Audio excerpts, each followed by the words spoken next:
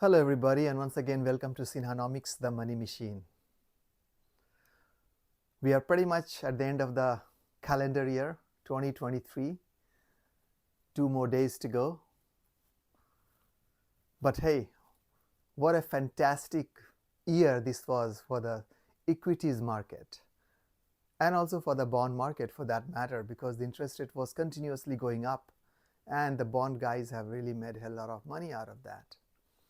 Well, though in the Sinhanomics I don't cover extensively on the bond market, let's confine ourselves to the discussion of the equities market. So, well, just to put some numbers through, though the Dow is not completely closed yet, 1 more day to go, and so is for the rest of the market in the world. But hey, whatever it is, just a few points it will go.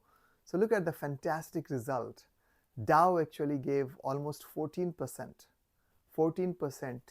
in this calendar year. S&P 500, which is the index for 500 stocks, normally moves a little bit slower than Dow. That has given fantastic 25%, guys.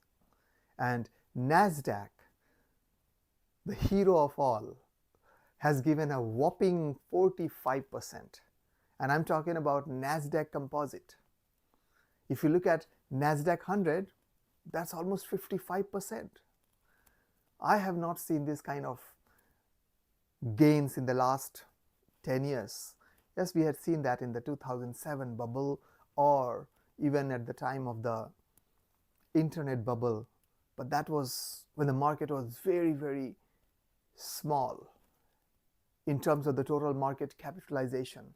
Right now, out of the seven magnificent or the magnificent sevens, almost 4 of them are pretty much $1 trillion and above, guys.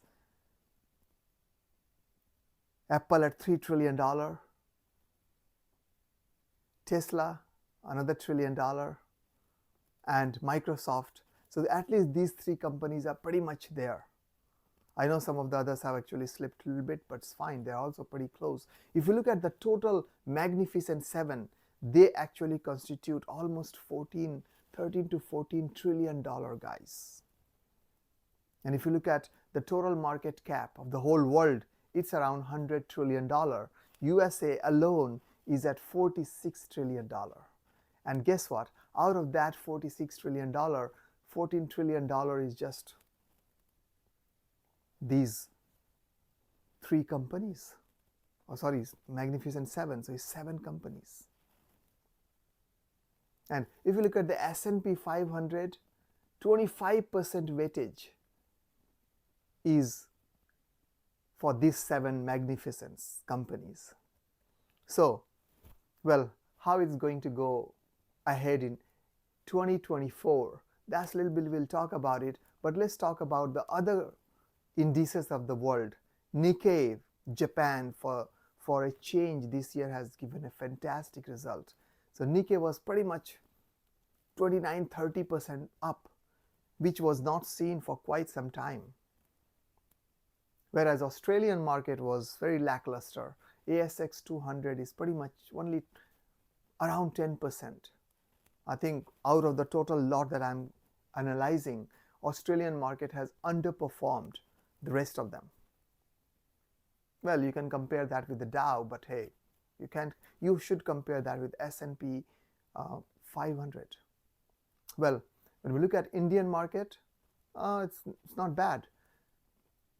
Nifty 50, which is the collection of 50 top stocks, is actually at 20%.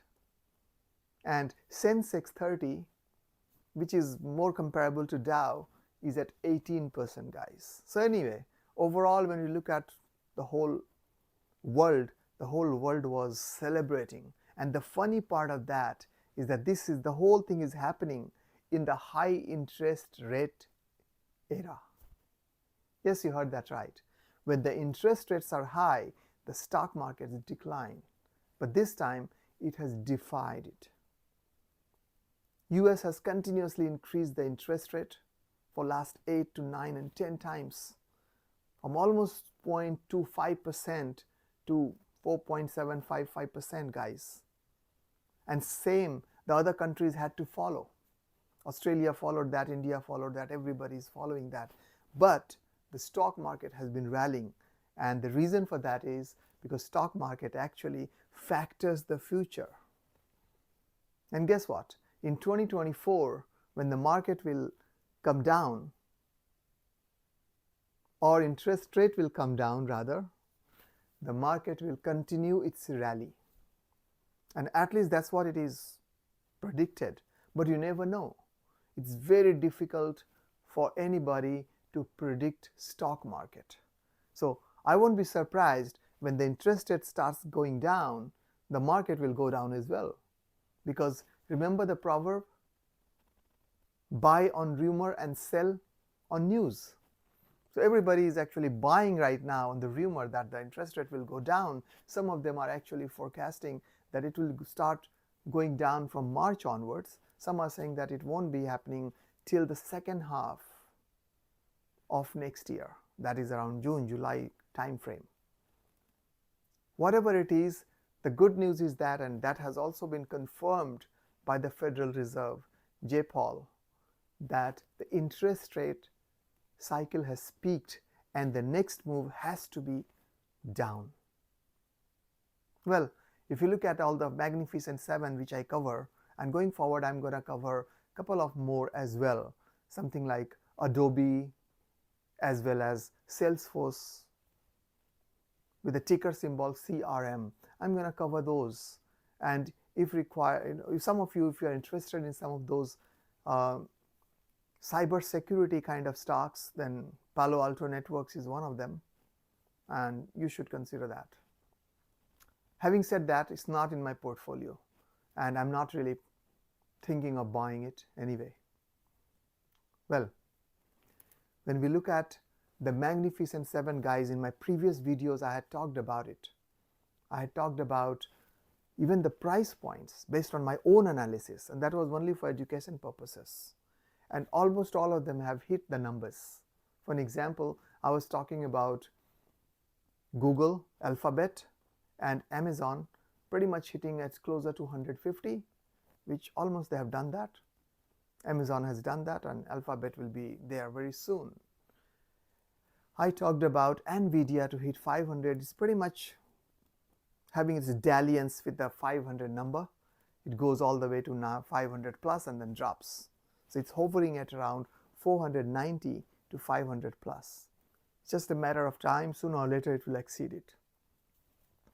I was hoping that it will cross 500 in this calendar year. Let's see. 2 more days are there.